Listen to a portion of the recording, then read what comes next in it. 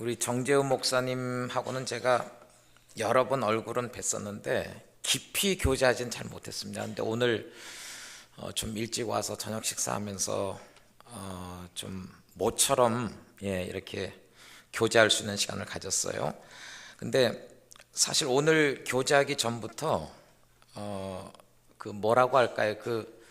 이렇게 특별하게 교제하지 않았어도 우리 목사님 안에 있는 그 하나님 나라를 향한 그 갈망들, 저는 그런 거를 좀 느낍니다. 우리 정재현 목사님 이렇게 얘기하실 때 하나님 나라를 향한, 교회의 갱신을 향한, 부흥을 향한 이런 갈망들을 얘기하실 때 이분 안에 어떤 그 하나님을 향한 눈물, 탄식, 갈망, 울부짖음, 전 그런 걸 이렇게 좀 느껴요.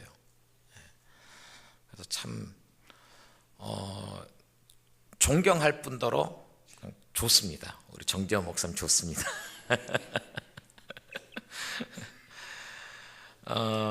이 마태복음 16장의 배경은 뭐 이렇게 깊이 설명하지 않아도 여러분들 잘 아실 겁니다. 예수님께서 제자들을 데리고 가이사랴 빌립보에 가셨습니다.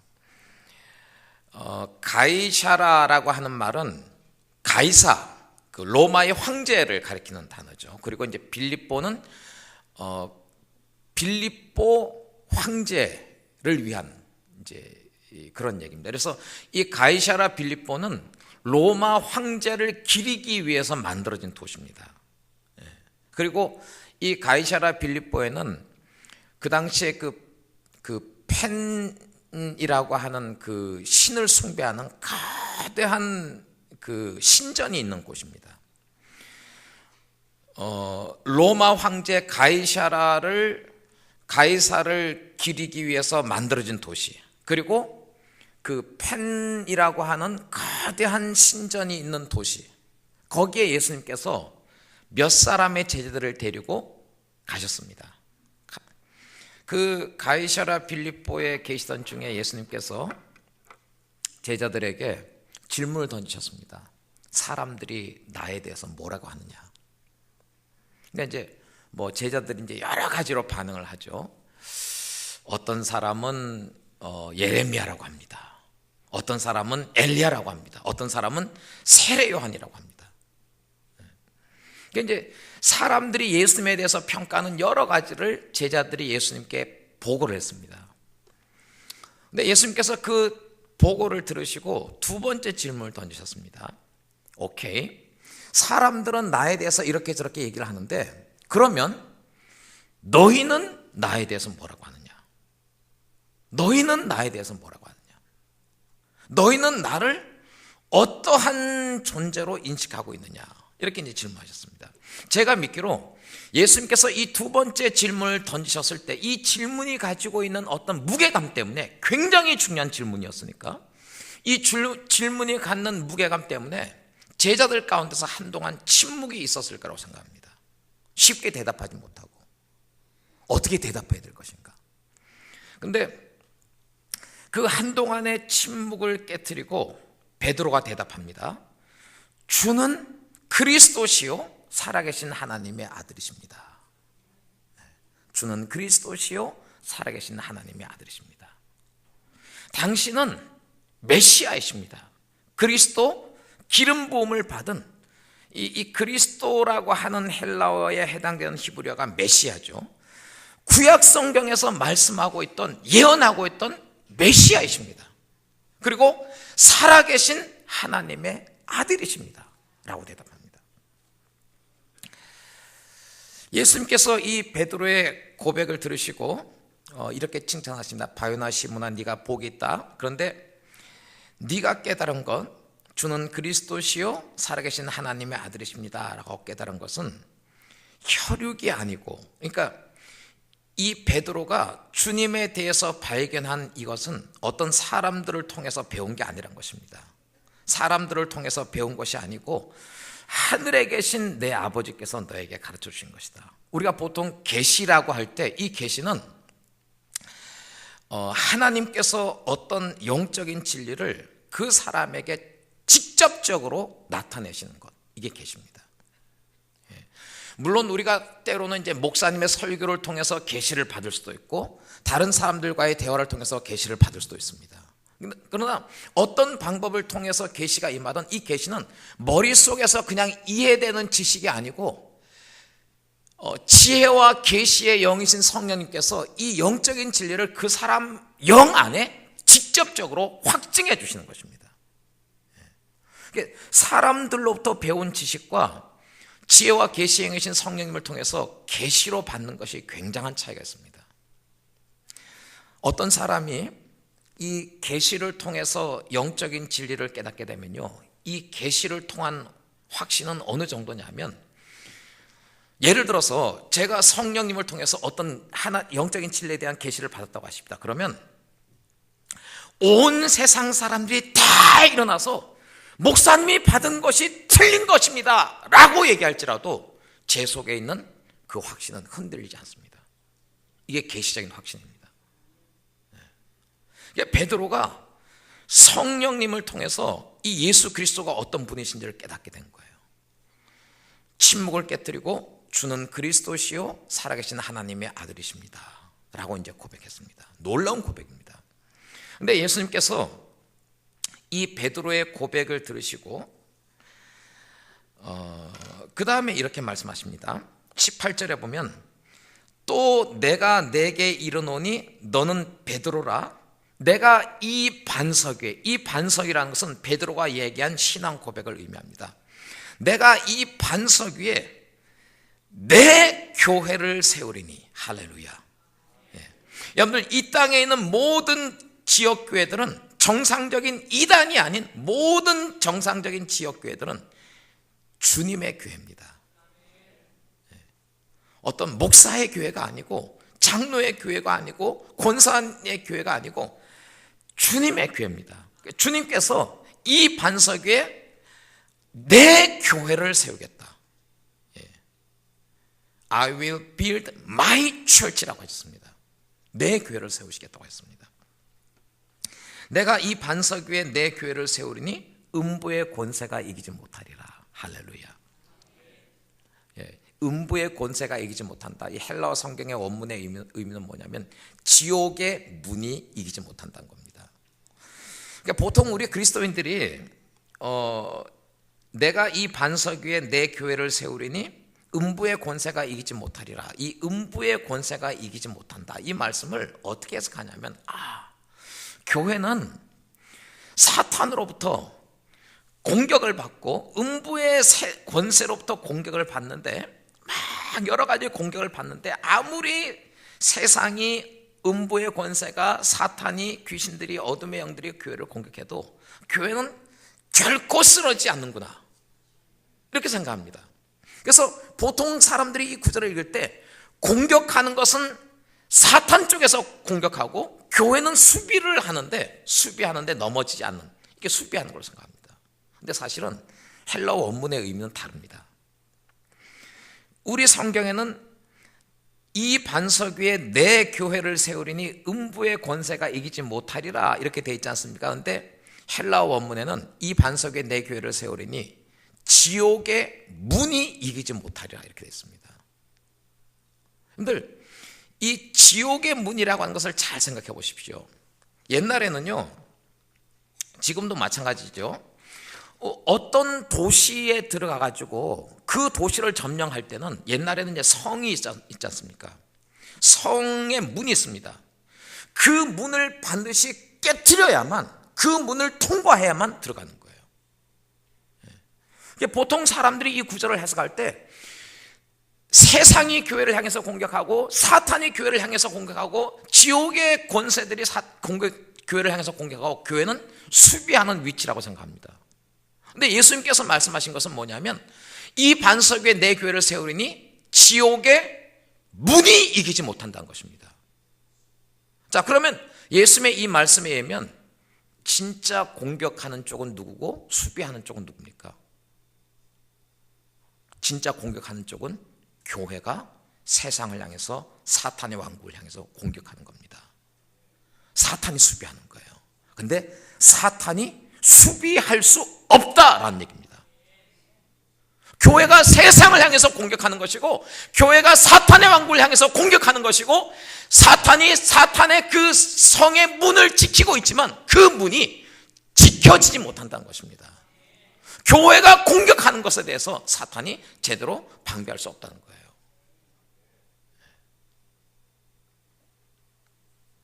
여러분, 여기 이 대조 순복음교회가 정말 역사적인 이 교회가 세상을 향해서 공격하고 사탄의 왕국을 향해서 공격해서, 그래서 세상이 사탄의 왕국이 감당하지 못하는 공격적인 교회가 되시기를 예수님의 이름으로 축복합니다.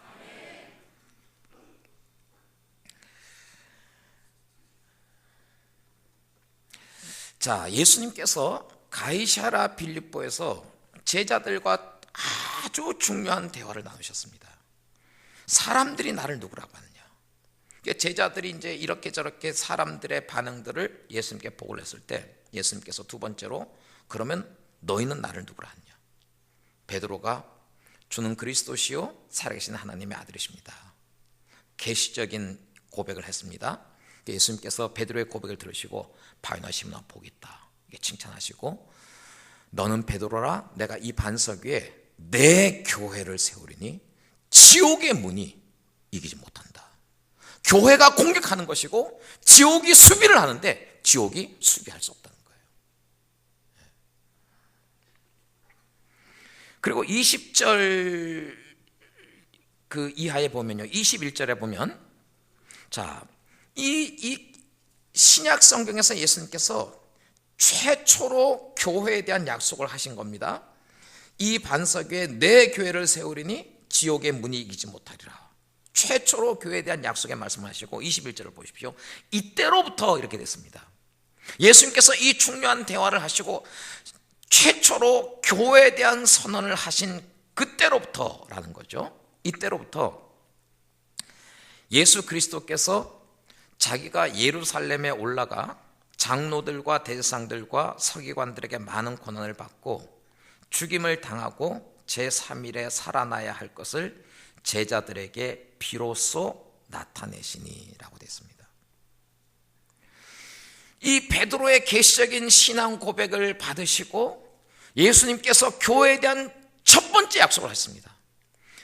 이 반석 위에 내 교회를 세우리니 지옥의 문이 결코 교회를 이기지 못한다. 사탄이 공격하고 교회가 수비하는 것이 아니고 교회가 공격하고 사탄이 수비하는데, 이 교회의 공격에 대해서 사탄이, 세상이 자기네들을 수비할 수 없다는 거예요. 교회의 공격이 반드시 성공한다는 것입니다. 그리고 예수님께서 그때로부터 제자들에게, 이제 제자들과 지금 몇 년 동안 같이 데리고 이제 동고동락하고 계시지 않습니까? 근데 예수님께서 처음으로 내가 예루살렘에 올라가 종교 지도자들에게, 대제사장들과 장로들에게 고난을 받고 십자가에 죽을 것이다 라고 말씀하셨어요. 십자가의 고난에 대해서 예수님께서 처음 제자들에게 말씀하십니다. 자, 그런데 보십시오. 22절에 보면 이때 이제 또 베드로가 튀어나옵니다. 이 베드로는 항상 불쑥불쑥 튀어나옵니다. 22절에 베드로가 예수를 붙들고 항변하여 이르되 라고 얘기합니다. 방금 전에 성령님의 계시를 통해서, 하나님의 계시를 통해서 주는 그리스도시요 살아계신 하나님의 아들이십니다, 아주 기가 막힌 고백을 했어요. 근데 예수님께서 그 베드로의 고백을 들으시고 교회에 대한 최초의 약속을 하시고, 그 다음에 처음으로 제자들에게 내가 예루살렘에 올라가서 대제사장들과 장로들에게 고난을 받고 죽게 될 것이다 라고 말씀하셨어요. 근데 이 예수님께서 십자가의 고난에 대해서 말씀하실 때 베드로가 이번에도 또다시 엄청난 확신에 사로잡혀서 예수님을 붙잡습니다. 여기 성경에 보면 베드로가 예수를 붙들고 오라고 돼 있어요. 예수님 이렇게 앞에 세워놓고 예수님 뭐 이렇게 얘기한 게 아니에요. 얼마나 확신에 찼는지 예수님께서 십자가의 고난에 대해서 대제사장들과 장로들에게 예루살렘에 올라와서 고난 받으시고 죽으실 것에 대해서 말씀하시니까 베드로가 막 너무너무 확신에 찼고 예수를 꽉 붙잡고 주여 그리 마옵소서 일이 결코 주께 미치지 아니하리다 라고 얘기합니다. 우리 옛날 그 한글 번역에는요, 이때 베드로가 예수님을 붙들고 간하여 가로되 이렇게 돼 있는데, 이제 개역 개정판에는 예수를 붙들고 항변하여 이르되라고 돼 있어요. 이게 옛날 번역 간하여라는 번역보다는 이 개역 개정 번역이 조금 원문에 가까워요. 이 헬라어 원문의 의미는요, 어떤 정도냐면 베드로가 너무너무 확신에 차가지고 예수님을 붙들고 꾸짖었어요. 영어 성경에 rebuke라고 돼 있어요. 예수님을 꾸짖었어요. 예수님께 뭐 이렇게 말씀을 드린 게 아니고 간청한 게 아니고 너무너무 확신에 차갖고 예수님을 붙들고 예수님을 꾸짖은 거예요. 지가 누군데? 방금 전에 예수님을 주는 그리스도시요 살아계신 하나님의 아들이라고 고백해놓고 그 베드로가 자기가 고백했던 그 그리스도시요 살아계신 하나님의 아들 그분을 붙잡고 막 자기 확신에 차갖고 예수님을 꾸짖은 거예요. 주여 그리 마옵소서 이 일이 결코 주께 미치지 아니할 겁니다. 근데 23절에 보면 예수님께서 이 베드로의 꾸지람을 들으시고 이렇게 말씀하세요. 예수께서 돌이키시며 베드로에게 이르시되 사탄아 내 뒤로 물러가라. 방금 전에 몇 분 전에 베드로가 사람들이 너희는 나를 누구로 하냐 예수님 질문하셨을 때 침묵을 깨고 주는 그리스도시요 살아계신 하나님의 아들이십니다 라고 놀라운 계시의 고백을 했지 않습니까?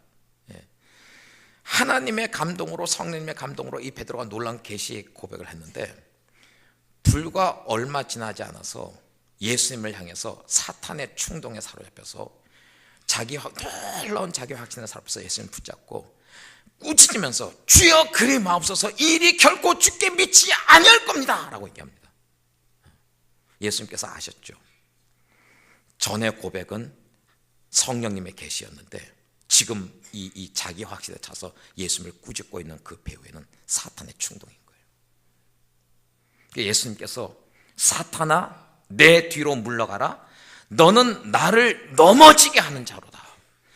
자, 그리고 예수님 하신 말씀을 잘 보십시오. 네가 하나님의 일을 생각하지 아니하고 도리어 사람의 일을 생각하는도다 라고 했어요.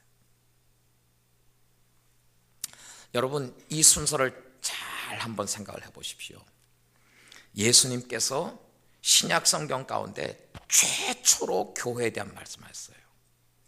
그리고 교회에 대한 말씀을 하시고 비로소 또 최초로 예루살렘에 올라가서 대제사장들과 종교적인 장로들에게 내가 잡혀서 고난을 받고 죽임을 당할 것이다 라고 말씀하셨어요. 그러니까 베드로가 이제는 놀라운 확신에 차서 사탄의 충동에 사로잡혔고 예수님을 붙들고 주여 그리 마옵소서 이 일이 결코 주께 미치지 않습니다 라고 얘기합니다. 여러분 오늘 제 메시지의 제목이 교회를 향한 사탄의 첫 번째 공격이라는 제목이에요. 교회를 향한 사탄의 첫 번째 공격. 여러분 예수님께서 이 교회에 대한 말씀에서 약속하신 것처럼 이 반석 위에 내 교회를 세우리니 지옥의 문이 이기지 못하리라 라고 말씀하셨습니다. 이 말씀처럼 교회는 어떤 한 지역교회는요 그 지역교회가 탄생하는 것 자체를 통해서 사탄의 왕국을 향한 이게 엄청난 공격인 거예요. 교회가 탄생되고 성장하고 교회가 사역을 하는 것 동안 이 세상 사탄의 왕국에 속해 있는 수많은 잃어버린 영혼들이 복음의 그 빛을 받고 그들이 흑암의 왕국에서 사탄의 왕국에서 하나님의 빛의 나라로 옮겨가는 거예요. 그래서 이 교회는 이 땅 가운데서 사탄의 왕국을 향한 최대의 공격이에요. 최대의 위협이에요. 그래서 사탄은 교회가 탄생할 때부터 교회를 향해서 모든 에너지를 다 집중해갖고 예의주시합니다. 어떻게 하면 이 교회가 교회 역할을 감당하지 못하게 할까? 근데 여러분, 예수님께서 이 반석 위에 내 교회를 세우리니 지옥의 문이 이기지 못하리라 라고 말씀하셨죠. 그리고 그때부터 비로소 예수님께서 처음으로 제자들에게 내가 예루살렘에 올라가서 대상들과 장로들과 에게 고난을 받고 십자가에 죽게 될 것이다 라고 말씀하셨어요. 그런 가운데 베드로가 삽시간에 사탄의 충동에 사로잡혀서 주님을 붙들고 주님을 꾸짖습니다. 주여 그리 마옵소서, 이 일이 주께 미치 않을 것입니다. 여러분, 교회의 본질이 뭘까요? 교회는 무엇을 위해서 존재할까요? 교회의 역할은 뭘까요? 그리고 그 교회를 향한 사탄의 첫 번째 공격은 뭘까요? 왜 예수님께서 교회에 대해서 최초로 말씀하신 다음에 십자가의 고난과 죽음에 대해서 말씀하셨을까요? 여러분, 교회가 탄생하기 위해서 주님께서 고난 받으셔야 됐고 주님께서 죽으셔야 했어요. 예수님의 십자가의 고난과 죽음을 통해서 교회가 탄생한 거예요.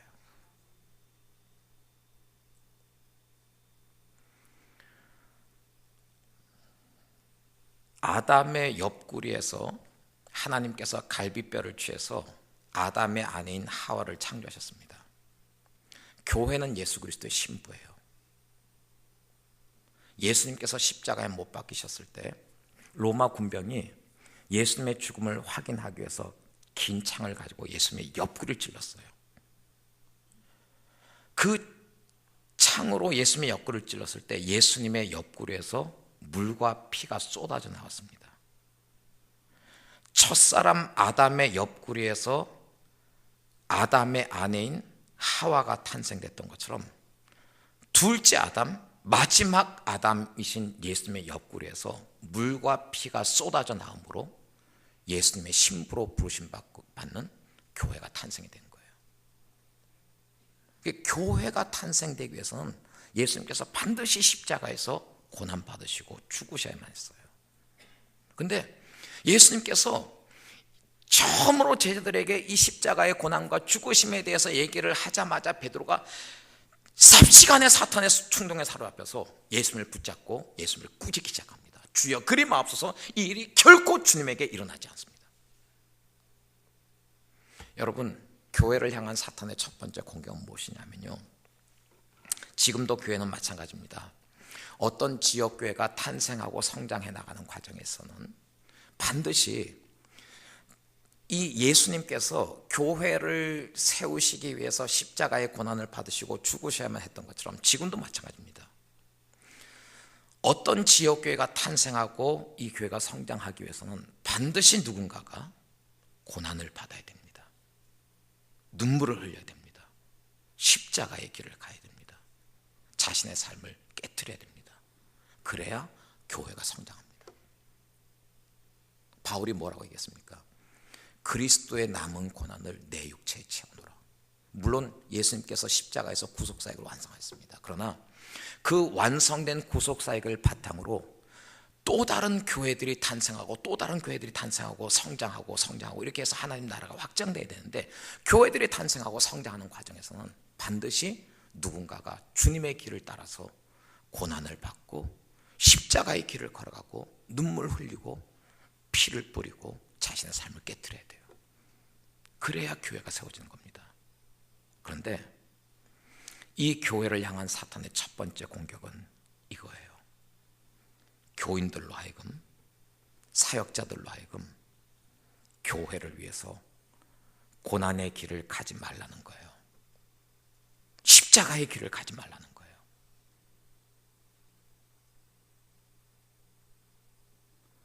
베드로가 놀란 확신의 사로잡혀서 예수님을 붙들고 주여 그리 마옵소서, 이 일이 결코 주께 미치지 아니하리다 라고 하면서 예수님을 꾸짖었어요. 교회는 교회의 존재 자체가 사탄의 왕국의 엄청난 공격이에요. 그래서 사탄은 이 교회를 어떤 식으로 공격하냐 하면 여러 가지 교회를 향한 사탄의 공격이 있지만 가장 본질적이고 가장 첫 번째 공격, 사탄의 교회를 향한 첫 번째 공격은 뭐냐면 교인들로 하여금 교회를 위해서 고난의 삶을, 고난의 길을 걷지 말라는 거예요. 주일날 한 번 와서 예배 드리는 것으로 충분해. 11조 헌금하면 됐지. 근데 여러분, 예수님께서 당신의 교회를 탄생시키기 위해서 반드시 십자가의 길을 가셨고 고난을 받으셔야만 했고 십자가에 죽으셔야만 했던 것처럼 지금도 이 땅 가운데서 또 다른 지역교회가 탄생하고 그 교회들이 성장하고 그 교회들이 사탄의 문을 깨뜨리기 위해서는 누군가 주님이 걸어가신 것처럼 그 고난의 길을, 십자가의 길을 가야 돼요. 그래야 교회가 성장하고 교회가 자라는 거예요.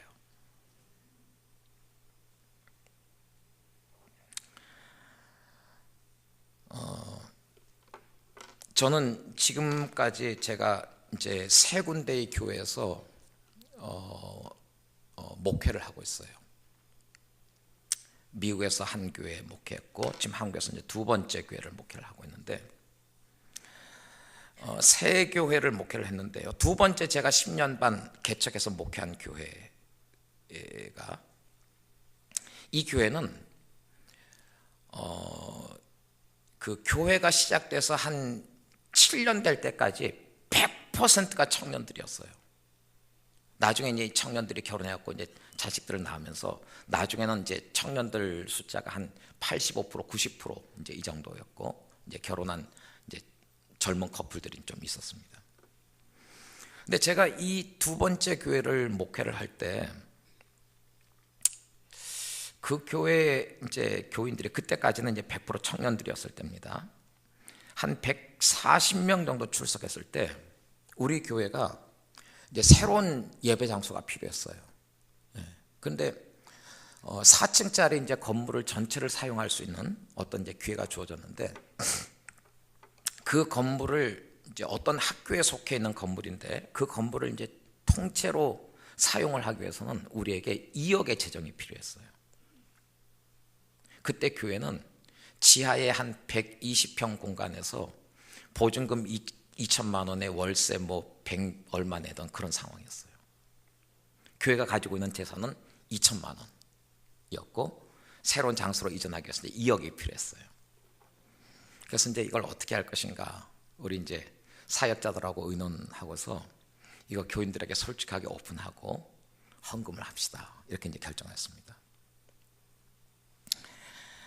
그래서 이제 주일에 우리 교회가 이전해야 될 새로운 장소를 이제 제시를 하고 교인들에게 작정 헌금을 이제 시켰어요. 저는 그때까지 제가 목회하던 그 교회에 대한 굉장한 자부심이 있어요. 우리 교회는 청년들로 구성되어 있지만 굉장히 헌신적인 사람들이다.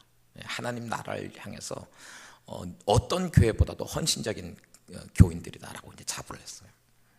근데 주일날 이제 이제 새롭게 이전해야 될 장소 4층짜리 그 건물에 대해서 2억이 우리가 필요하다. 보증금 2억이 필요하다. 이제 제시를 하고 작정 헌금을 시켰습니다. 그리고 이제 작정 헌금을 시키고 그 다음 주일에 교인들이 이제 작정 헌금을 했어요. 작정을 했는데 그 작정한 금액이 이제 얼마인지 우리 재정부에서 저한테 이제 갖고 왔어요. 근데 우리가 목표로 하는 것은 2억인데 교인들이 140명 정도 되는 이제 교인들이 작정을 했는데 작정한 금액이 한 1,700~800만 원 정도밖에 안 되는 거예요. 제가 충격을 받았어요. 제가 개척해서 목회하는 교회에 대한 굉장한 자부심이 있었고 우리 교회 교인들은 청년들이지만 하나님 나라 위해서 누구보다 헌신된 사람이다 라고 생각했는데 여러분들 예수님 그런 말씀하시지 않습니까? 내 보물 있는 내 재물 있는 그곳에 내 마음이 있다. 그런데 교인들 2억이 필요해서 작정 헌금을 했는데 보니까 1,700~1,800만 원 작정한 거예요. 제가 한 주간 동안 충격에 빠졌어요. 내가 목회를 제대로 하고 있는 게 맞나?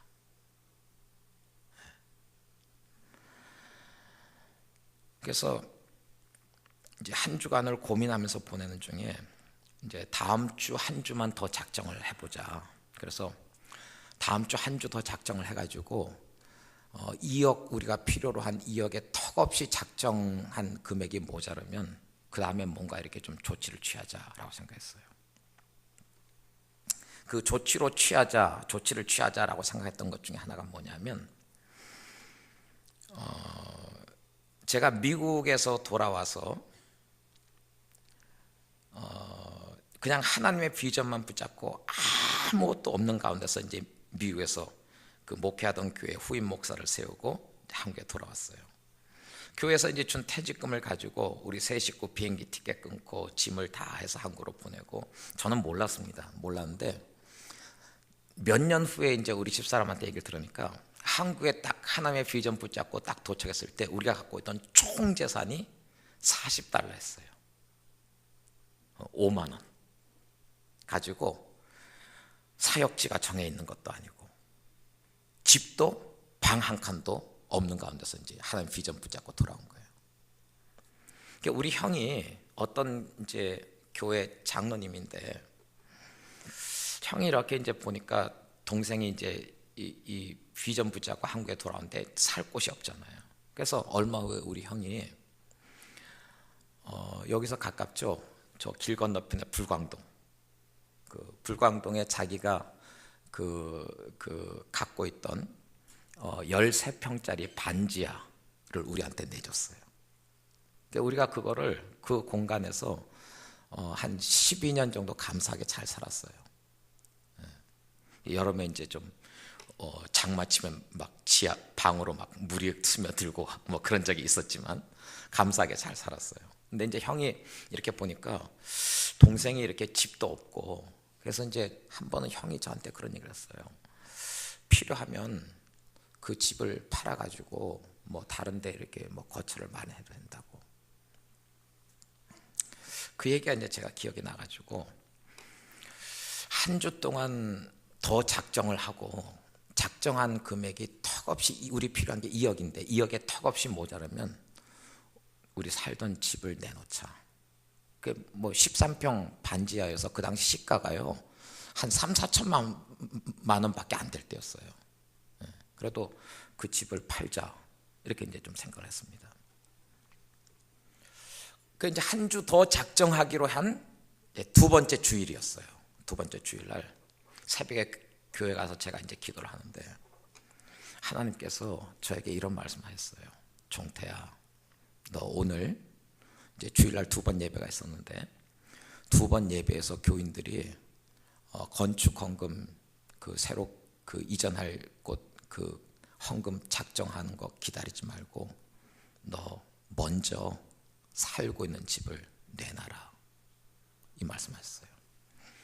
제가 그 말씀을 듣고 새벽에 많이 울었어요. 왜 울었을까요? 하나님의 음성이 너무 감사했어요. 나는 별로 하나님께 드릴 게 없는 가난한 목사라고 생각했는데, 그리고 교인들 작정할 거 기다리지 말고 하나님께서 그냥 이 집을 팔라고 이제 말씀하셔서 제가 너무 기뻤어요. 너무 감사해서 한참 울었어요, 새벽에. 그리고 집사람한테 전화했어요. 여보, 지금 당장 집을 좀 내놓읍시다. 그날 제가 두 번의 설교에서 저희 교회 최초로, 그때 한 교회가 4~5년쯤 됐을 텐데요, 교회 최초로 헌금에 대한 첫 번째 설교를 했어요. 그리고 이제 헌금에 대한 설교를 하는 중에 마지막 시간에 그날 아침에 하나님께서 저에게 들려주셨던 음성을 나눴어요. 여러분들 작정하는 거 기다리지 말고 하나님께서 내가 살고 있는 집을 내놓으라고 하셨습니다. 제가 그 말씀을 듣고 너무 감사해서 한참 울었습니다. 그게 돌파가 일어났어요. 그날 교인들이 2억 이상을 작정을 했어요. 어떤 사람은, 어떤 자매는요, 박사학위 과정 들어가려고 등록금 준비해 놓은 것 박사학위 취소하고 그것을 교회에다가 헌금을 하고, 어떤 친구는 안 믿는 친구예요. 그날 이제 우리 교회 다니는 자기 친구를 따라서 안 믿는 불신자인데, 얘가 왔다가 제 설교를 듣고 300만 원짜리 보증금 있는 뭐라 그러죠? 고시촌, 고시촌을 빼고 그 300만 원 보증금을 교회에다가 헌금을 했어요. 이렇게 해가지고 2억이 작정이 됐어요. 그때 제가 우리 청년들이 헌금했던 것들에 대해서 참 감사했는데, 그 중에서 제가 잊을 수 없는 헌금이 하나 있었어요. 20대 초반의 어떤 자매인데, 이 자매는 이제 헌금을 하고 싶은데 뭐 회사 월급이 뭐 뻔하고 헌금을 하기가 힘드니까 자기 이제 형편상 뭐 이제 더 많은 헌금을 하고 싶은데 헌금을 하기 힘드니까 이 친구가 어떻게 했냐면, 아침잠이 많은 친구예요. 그러니까 보통 이렇게 늦게 일어나는 친구인데, 엄마한테 부탁해갖고, 엄마 나 새벽 4시에 좀 깨워주세요 해갖고 이제 새벽 4시에 이제 일어난 거예요. 일어나갖고 엄마하고 같이 새벽에 김밥을 만든 거예요. 김밥을 만들어 가지고 알루미늄 포일에 싸가지고 회사에 출근하는 거예요. 회사에 출근해갖고 점심시간에 회사 직원들한테 이 김밥을 팔았어요. 그래서 그 다음 주일에 건축 헌금을 10만 원을 갖고 왔어요. 한참 못 낼 나이, 사람들 시선 의식할 나이인데 이 자매가 그걸 다 내려놓고 엄마하고 김밥을 만들어 갖고 회사를 갖고 왔고 점심시간에 직원들한테 판 거예요. 여러분, 교회는요, 옛날이든 지금이든 앞으로 미래든 어떤 교회가 탄생하고 그 교회가 성장해서 사탄의 왕국을 깨트리는 정말 강력한 교회가 되기 위해서는, 이 교회를 탄생시키기 위해서 주님께서 십자가의 길을 가셔야만 했던 것처럼, 누군가가 이 교회를 탄생하고 성장시키고 강력한 교회로 세워가기 위해서는 누군가가 주님의 길을 따라서 십자가의 길을 가야 돼요. 누군가는 교회를 위해서 눈물을 흘려야 되고, 누군가는 교회를 위해서 자신의 삶을 깨트려야 되고, 누군가는 교회를 위해서 자신의 재정을 깨트려야 되고, 누군가는 교회를 위해서 고난의 길을 가야 돼요. 그래야 교회가 탄생하고 교회가 성장하고 교회가 사탄의 왕국을 공격할 수가 있는 거예요. 교회를 향한 사탄의 첫 번째 공격은 교인들로 하여금 그렇게 할 필요 없어, 그냥 주일날 한번 교회 가서 예배 드리고 11조 헌금 드리고 좋은 말씀 듣고 은혜 받고 그걸로 충분해. 이게 교회를 향한 사탄의 첫 번째 공격이에요. 예수님께서 십자가의 고난에 대해서 말씀하셨을 때 즉시로 사탄이 베드로를 충동질해서 베드로를 사로잡았어요. 그래서 베드로가 사탄에서 충동에 사로잡혀서 놀라운 확신으로 예수님을 붙잡고 주여 그리 마옵소서, 이 일이 결코 주께 미치지 않습니다라고 했어요. 십자가의 길을 가지 못하도록 하는 것, 교회를 위해서 고난의 길을 가지 못하도록 하는 것, 교회를 위해서 눈물 흘리지 못하도록 하는 것, 이게 교회를 향한 사탄의 첫 번째 공격이에요.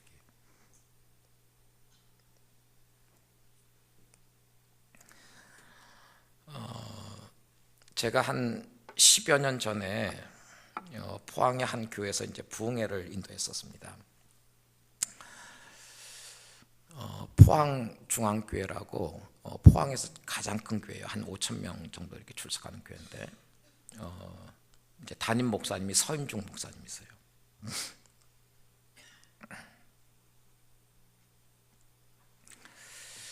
근데 이 서임중 목사님이 참 귀한 분이십니다. 올해 얼마 전에 은퇴하셨어요. 한 5년, 정년을 5년 앞당겨서 은퇴하시고 남은 생애를 이제 가난한 교회들을 돕기 위해서 이분이 5년 앞당겨서 은퇴를 하셨어요. 근데 이분이 처음에 이제 주님의 부르심을 받고 전도사 시절에 부임해 갔던 교회가 안동 용상교회라는 교회였습니다. 한 100여 명 모이는 교회인데 맨날 장로님들이 막 싸우는 거예요. 식사하다가 막 냉면 그릇 집어 던지고 뭐 그런 교회에 이제 이 전도사가 부임을 한 거예요. 그 전도사 시절에 이제 부임을 해가지고 그런 교회의 이제 아픔을 보면서 이 서임중 목사님이 이건 그 같은 교회의 교인으로서 이게 주님 앞에 참 부끄럽다. 이건 내가 회개해야 될 죄다. 이렇게 생각을 하고 매일 새벽에 이제 그 교회의 어떤 분열된 모습에 대해서 자기가 눈물을 흘리면서 회개를 했습니다. 그러니까 참 감사한 것은 이분이 전도사로 이제 부임해서 나중에 이제 목사 안수를 받고 그 교회에서 담임 목사가 됐는데 이분이 그 교회에서 7년 8년 목회를 하는 동안 부임하고 나서 한 번도 당회에서 다툰 적이 없어요. 그리고 이분이 참 말씀을 잘 전해서 1년에 이제 교인들이 차근차근 100여 명씩 늘어난 거예요. 그러니까 처음에 한 100여 명인데 한 7, 8년 목회를 하고 이제 그 교회를 떠날 때쯤 돼서 작년이 한 7, 800명 이렇게 모이게 됐어요. 그러니까 이분이 이제 그 문제 있는 교회 가가지고 목회를 잘 하니까 이제 전국에서 소문이 나가지고 전국의 여러 교회에서 이분은 이제 부흥의 강사로 초청을 했어요. 자기 교회에 이제 목회가 있으니까 이분이 이제 부흥회를 자주 가지 못하고 한 달에 한 교회씩만 부흥회를 가는데 이분이 참 귀한 것 중에 하나가요. 이제 부흥회를 가지 않습니까? 그러면 이제 부흥회를 한 뭐 3박 4일 부흥회를 인도를 하면 교회에서 이제 부흥의 그 사례비를 이렇게 주죠. 그러면 이 사례비를 한 번도 이분이 집에 갖고 온 적이 없어요. 아들이 둘이 있는데 한 번도 집에 이제 이 사례비를 갖고 온 적이 없고 그 사례비 교회에서 사례비를 주면 어떻게 하냐면 가난한 신학생들한테 신학생들 그 등록비로 다 이렇게 헌금해주고 그냥 빈손으로 돌아오는 거예요. 그 이제 두 아들들이 이제 아빠가 한 달에 한 번씩은 교회 가서 이제 부흥회를 하는데 한 번도 사례비를 받은 적이 없고 근데 이 두 아들들이 한 번은 백과사전을 사고 싶고 컴퓨터를 사고 싶어 가지고 아빠를 졸랐어요. 아빠 이번에 가서 부흥회 하시면 이번엔 꼭 사례비 좀 받아오세요. 우리 컴퓨터 필요해요. 백과사전 사야 돼요. 근데 그때도 이 서임중 목사님이 아들들의 청을 거절하고 사례비를 받지 않고 신학생들 이게 등록비 대주고 돌아온 거예요. 자, 그렇게 이제 안동 용산교회에서 잘 목회를 하다가 포항중앙교회 그때 한 2,000명 되던 교회 이제 담임 목사님이 은퇴하시고 후임 목사님을 누굴 청빙할 것인가 했는데 은퇴하는 담임 목사님도 또 그 교회 섬기는 장로님들도 그냥 딱 마음이 서로 얘기한 것도 아닌데 마음이 일치가 되었고 안동에 있는 서임중 목사님을 우리 후임으로 청빙합시다 이렇게 결정이 된 거예요. 이게 서임중 목사님이 이제 부임을 했습니다. 한 2,000명 모이는 교회. 그 당시에 이제 장로님이 한 뭐 20명 가까이 되는 교회 부임을 했어요. 그러니까 이제 새로 서임중 목사님이 딱 부임을 하니까 재정 담당 장로님이 1년 예산을 이제 짜가지고 서임중 목사님한테 갖고 온 거예요. 목사님 올해 예산이 이겁니다 하고 이제 갖고 온 거예요. 그러니까 서임중 목사님이 이제 1년 교회 예산을 쭉 살펴보는 중에 보니까 1년 동안에 서임중 목사님의 판공비로 책정되어 있는 금액이 5천만 원이 책정되어 있는 거예요. 판공비가 뭐 하는 돈이냐? 혹시 궁금하실 분들 계실지 모르겠는데 판공비는요 특별하게 어떤 어떤 의결을 거치지 않고 그냥 담임 목사가 필요한 곳에 쓸 수 있는 돈이에요. 아니 그런 돈이 왜 필요하냐? 한번 들어보세요. 1년 이분 판공비가 5천만 원 책정이 된 거예요. 그러니까 이제 서임중 목사님이 이건 판공비 5천만 원 너무 많습니다. 장로님 이거 삭감을 해서 1년 판공비를 2,500만 원으로 절반만 책정을 해 주십시오. 해서 이제 2,500만 원으로 책정을 했어요. 자, 그런 중에서 이제 이 포항중앙교회에서 목회를 하고 이 교회는 계속 성장을 해갔습니다. 그리고 이분은 한 달에 한 번씩 이제 여러 전국의 교회들을 다니면서 이제 부흥회를 하는 거예요. 이분이 하여튼 부흥회 하면 부흥 그 사례비를 이렇게 받지 않고 가난한 신학생들한테 다 이렇게 헌금하고 온다더라. 이게 이제 신학생들 사이에서 소문이 퍼지게 됐어요. 계속 이분이 그렇게 하니까. 그래서 어느 때부턴가는 서임중 목사님이 어느 교회에서 부흥회하나 신학생들을 살피는 거예요. 그래서 이제 서임중 목사님이 어느 교회에서 부흥회한다 그러면 신학생들이 한 10대 명이 모이는 거예요. 거기 부흥회 와가지고 목사님 그냥 인사드리러 왔습니다 하고 이제 머리 뒤통수 굴쩍굴쩍 하면서 인사를 드리는 사실은 속시험 뻔한 거죠. 보통 이제 부흥회가 뭐 주일 저녁부터 해서 뭐 수요일 저녁까지 이렇게 끝나면 이제 신학생들이 한 10대 명씩 이렇게 모이니까 이제 서임중 목사님 부흥회를 인도하다가 그 교회한테 이제 저한테 줄 사례비 좀 미리 주십시오 해가지고 사례비를 받아서 이제 신학생들한테 50만 원, 100만 원씩 나눠주는 거예요. 근데 뭐 신학생들이 뭐 10대 명, 20명씩 이렇게 모이다 보니까 뭐 사례비 몇 백만 원 받아봐야 몇 명 못 주고, 그럴 때 이제 이분이 자기 그 교회 사무장을 불러갖고, 김 집사라는 이제 사무장인데 한 그 당시 40쯤 된 사무장인데, 사무장을 불러서 나한테 책정되어 있는 판공비 중에 300만 원 갖고 와라 해가지고 이제 그걸 가지고 이제 신학생들한테 이렇게 50만 원씩 100만 원씩 나눠주는 거예요.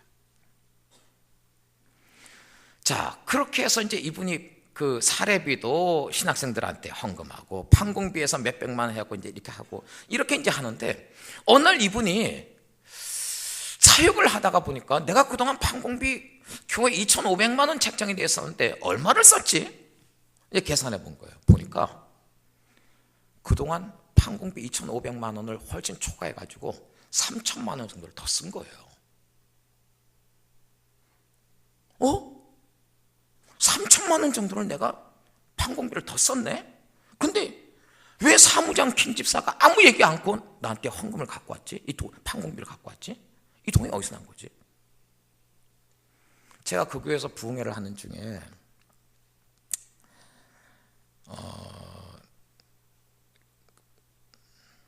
포항시장도 그 교회 집사고, 그 포철 세웠던 박태준 회장도 그 교회 교인이었어요.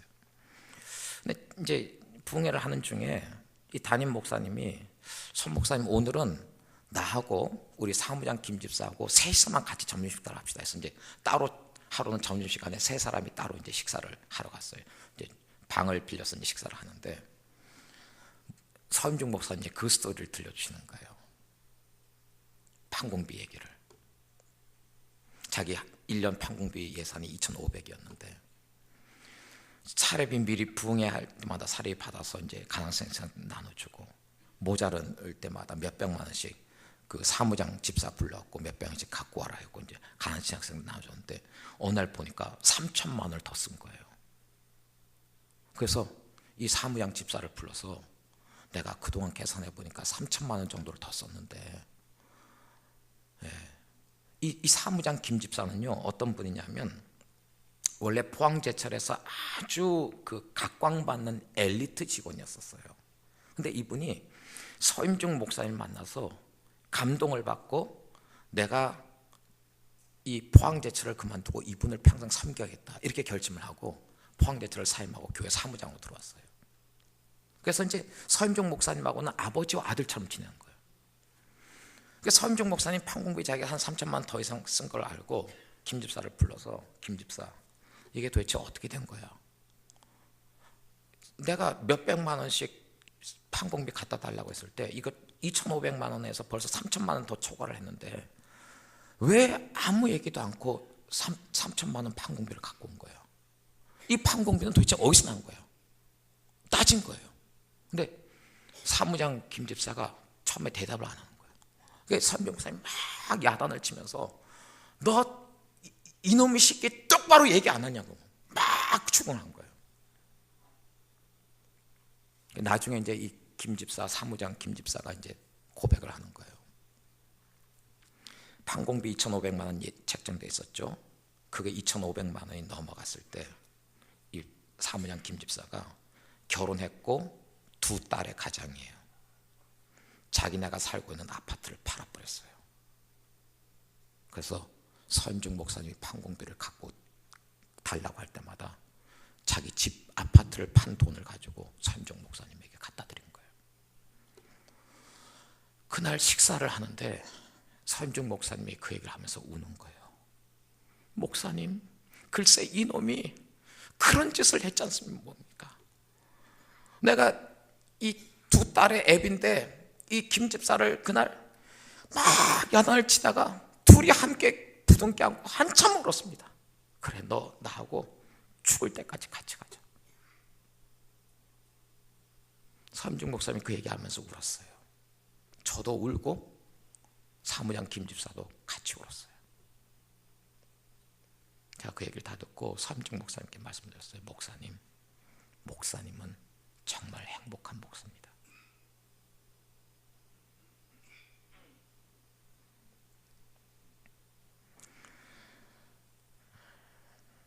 여러분, 교회는 예수님께서 이 교회를 탄생시키기 위해서 예루살렘에 올라가셔서 고난을 받으셔야 했고 십자가의 죽음을 당하셔야 했던 것처럼 지금도 마찬가지입니다. 한 지역교회가 탄생하고 그 교회가 성장해서 사탄의 문, 지옥의 문을 깨트리는 강력한 교회가 되기 위해서는 누군가는 교회를 위해서 눈물을 흘려야 되고 누군가는 교회를 위해서 자신의 삶을 깨트려야 돼요. 희생의 길을, 고난의 길을 걸어가야 교회는 성장하도록 돼 있어요.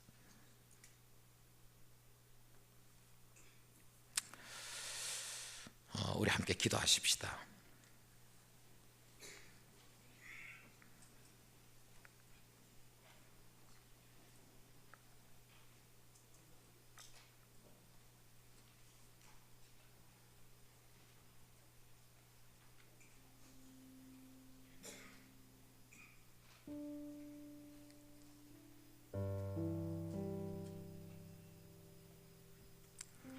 사랑하는 주 예수님,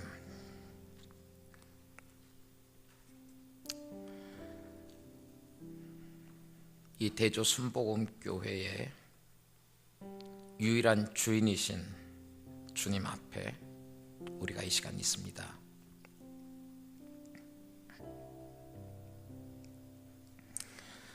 주님, 이 교회는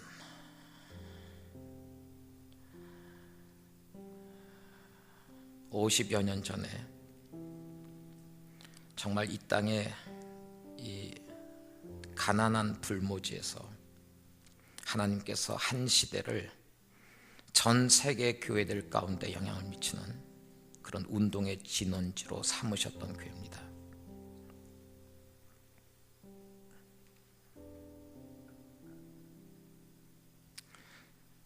주님,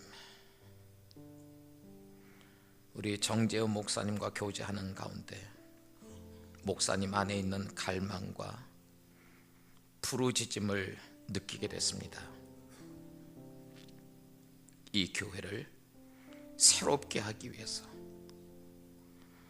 과거에 주님께서 위대하게 사용하셨던 것 이상으로 더 위대한 주님의 교회로 이 교회를 세우기 위한 목사님의 갈망을 느끼게 됐습니다.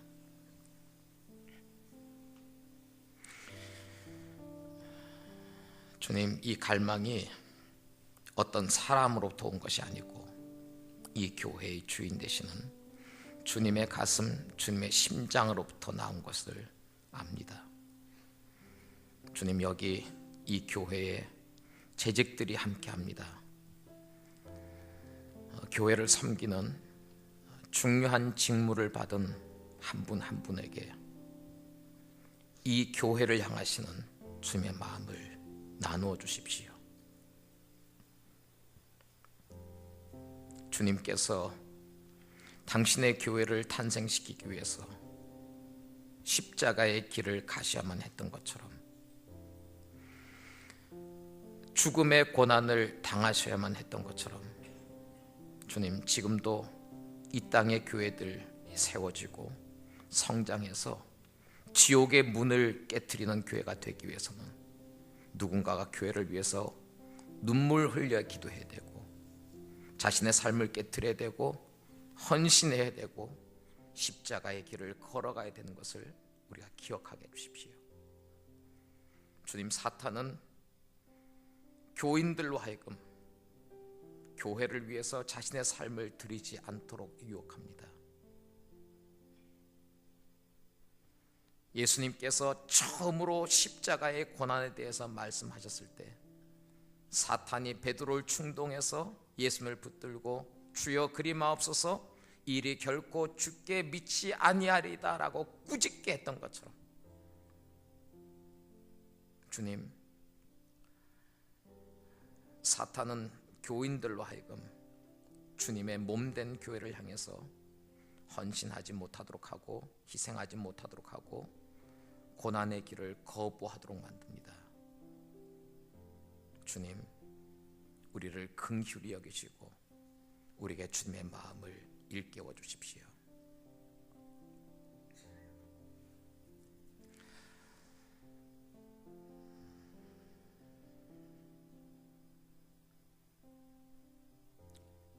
예수님의 이름으로 기도드립니다. 여러분, 제가 한 가지만 더 나누고 한 번 좀 더 기도하고 싶습니다.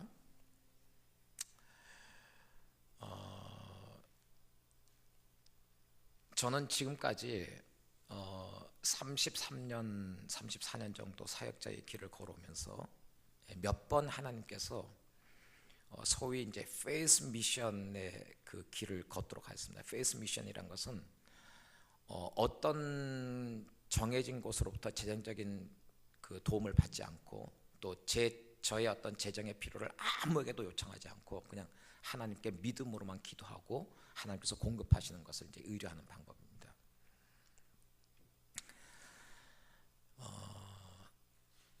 몇 번 저를 이렇게 페이스 미션의 그런 그 기간으로 이끄셨던 때가 있었는데 그때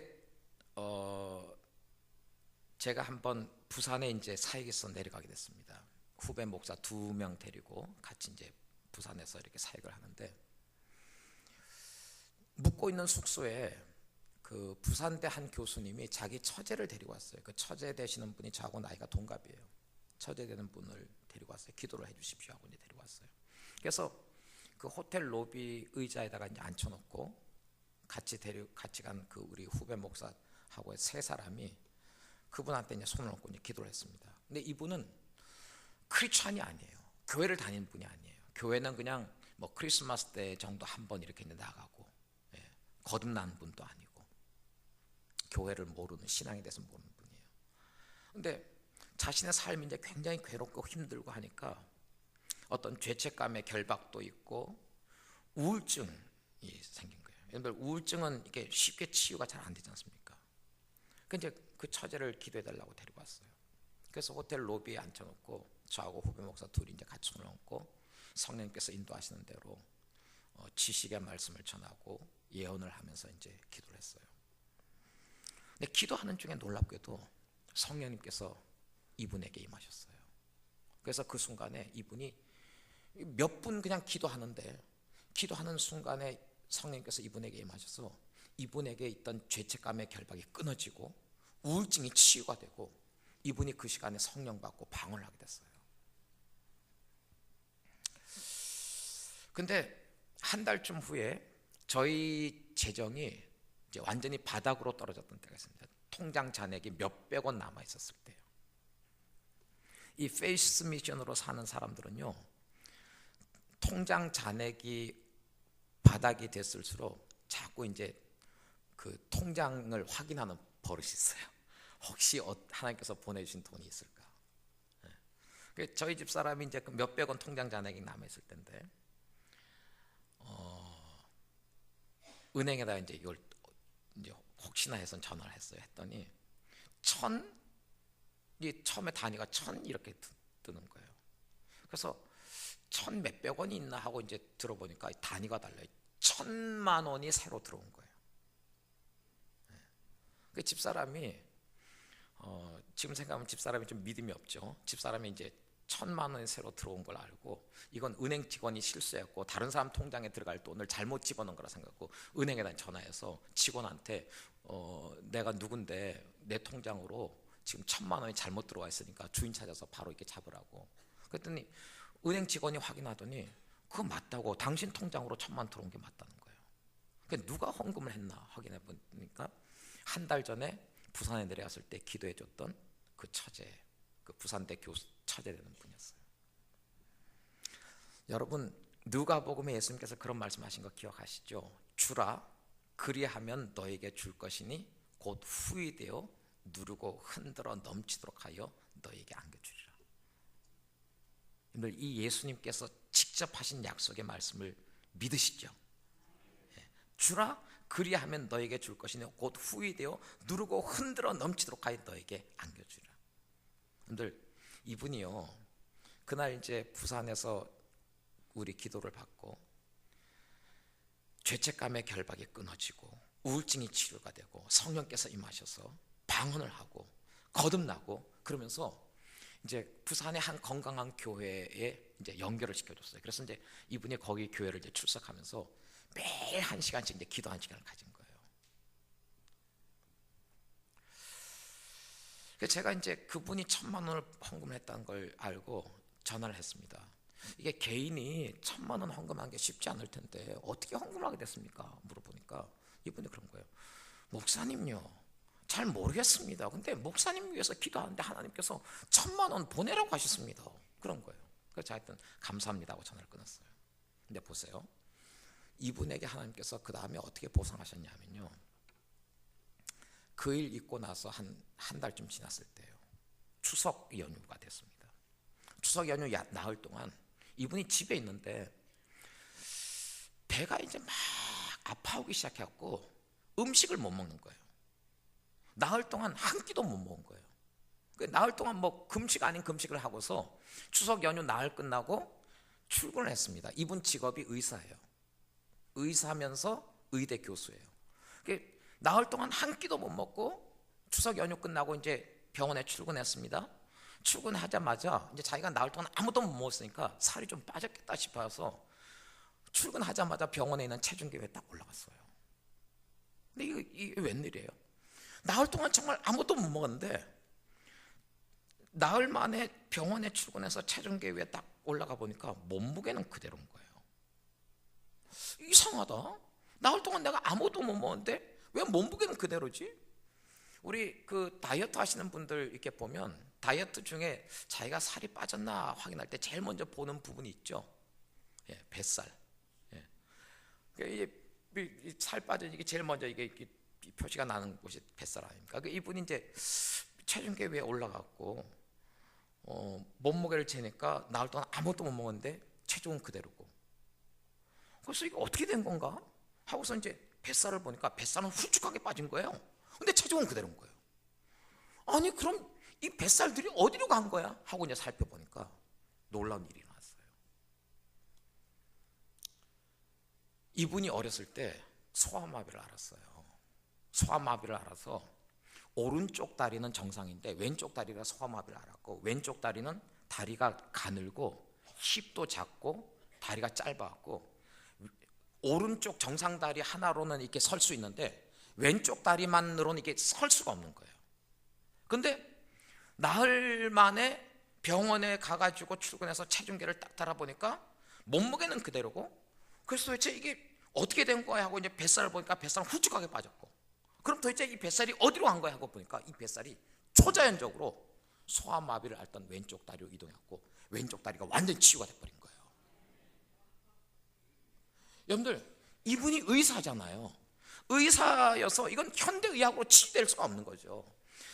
기도받고 성령님을 만나고 예수님을 만나고서 매일 1시간씩 기도하면서도 자기의 이 다리의 치유를 위해서는 한 번도 기도한 적이 없는 거예요. 근데 이게 초자연적으로 치유가 돼버린 거예요. 제가 금요일 날 철야 기도하기 위해서 우리 그 교회로 가는데 그날 처제를 데리고 왔던 그 부산대 교수님 김재호 교수님이에요. 그분이 제가 길을 걸어가고 있는데 휴대폰 전화 왔어요. 여보세요 하고 받으니까 목사님 할렐루야 그러는 거예요. 그러니까 나는 그냥 인사한 줄 알고 우리 순복음교회 교인들이 보통 만나면 할렐루야 인사하지 않습니까? 근데 인사가 좀 센 거예요. 할렐루야 그러는 거예요.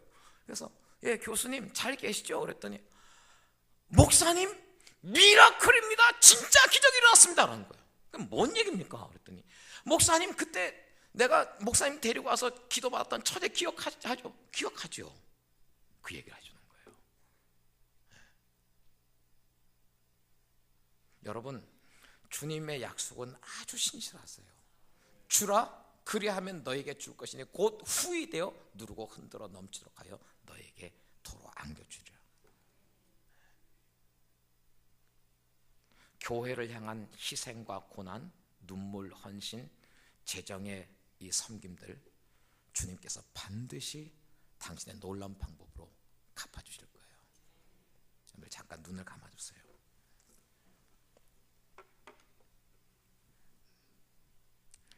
이제 12월 올해 마지막 달입니다. 곧 이제 올 한 해가 다 마무리하고 내년 한 해가 출발합니다. 2015년도가 출발합니다. 사랑하는 여러분, 이 시간 주님께 한번 여쭤보십시다. 사랑하는 주님, 내년 2015년에 내가 나의 삶 속에서 재정에 관한 부분에서 주님께서 원하시는 새로운 헌신이 무엇인지 나에게 말씀해 주십시오.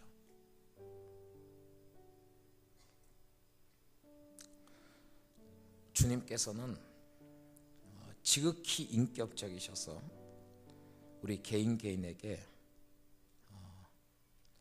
우리 개인 개인의 삶에 가장 적합한 방식으로 우리에게 말씀하실 것입니다. 구체적인 금액을 여쭤보세요. 어떤 헌금을 어떻게 제가 얼마를 드리기를 원하십니까?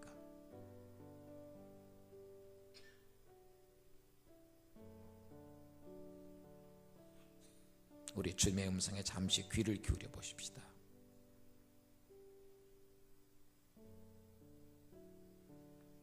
주님께서 말씀하시는 것을 들어보도록 하십시다.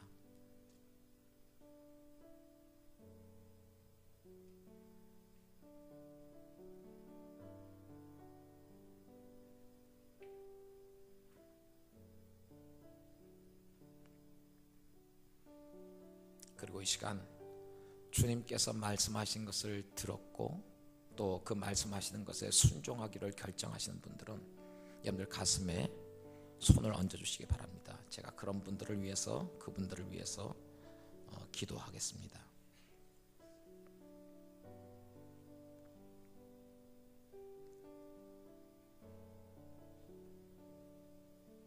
사랑하는 주 예수님,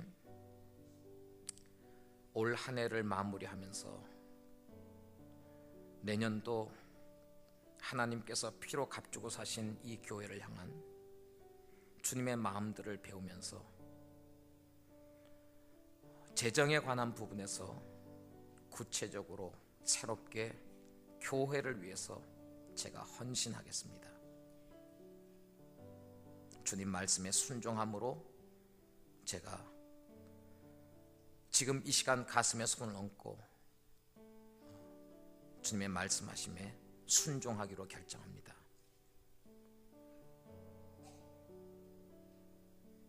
주님, 고린도 후서의 바울의 말씀처럼 자원하는 마음으로 주님께 드리는 모든 헌금들은 그 자체가 은혜인 것을 우리가 믿습니다. 사랑하는 당신의 종들에게 하나님 약속하신 대로 하늘 문을 여시고 풍성하게 채워주십시오.